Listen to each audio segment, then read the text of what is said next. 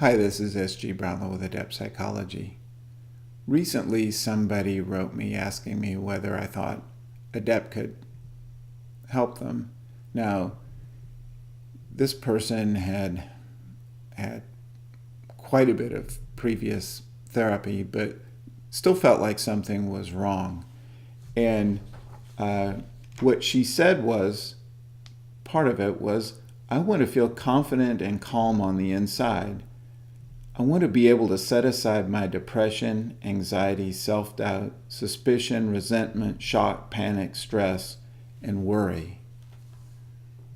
I'm going to say that's quite a list.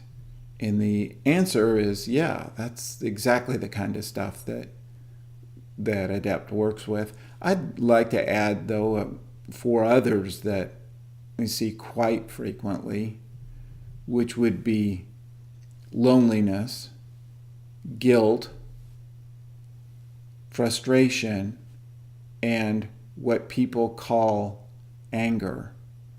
Now, real, genuine anger is a good emotion. Genuine anger is how we let people know that they've hurt us and we want them to stop, and we set good, strong boundaries that protect ourselves. So if you think about it that way, a good anger would look something like this.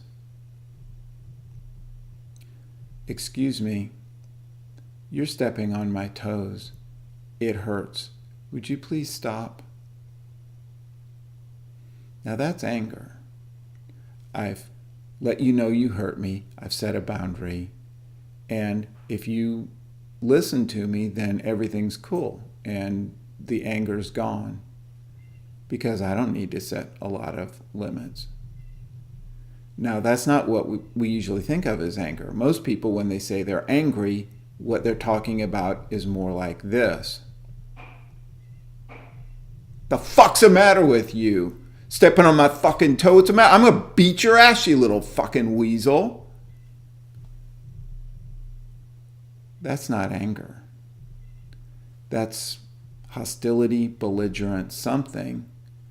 I think you could make an argument at least that it's not even really an emotion. It's really closer to what 12-steppers would call a personality defect. It's automatic behavior. It's not getting my needs met. It's not helping the relationship. It's not really effectively setting the limit. The second person is not likely to have people stay away from him or not step on his toes. He's much more likely to get into a fight. And because he's not really expressing what's really going on with him underneath, that person is much more likely to keep acting belligerently, because there's this idea that if I just keep doing it, then my needs will be met. It's defensive. It doesn't get to the root issue. None of the things I've mentioned get to the root issue. It's why a grieving person, when they cry, they feel better and they're less likely to keep crying. But a depressed person, when they cry, feels worse, and they're more likely to keep crying, and they're more likely to get more depressed, because the depression is a defensive emotion and it doesn't really express, the crying doesn't express what's really going on underneath, what really needs to come out and be looked at. And so the woman who wrote, even though she'd been in a lot of psychotherapy and had expressed all of these things, just continued to feel worse because she was expressing and looking at the wrong things.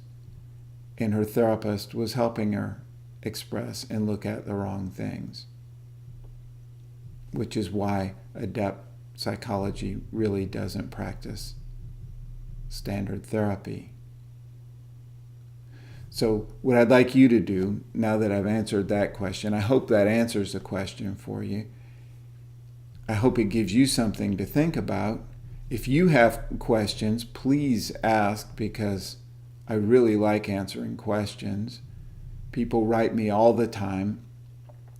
They email me, they write me, they message me on social media or something and ask me questions. And I love to answer questions. And if it's a good question, I'll answer it sometime in a video. Also, if you find that you're struggling with any of the kinds of things that we've talked about,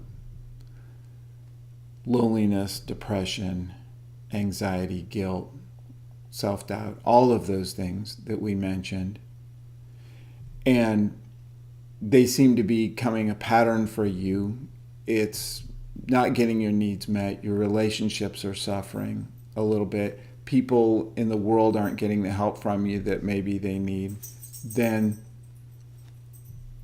please contact me. Let's see what we can do to help you.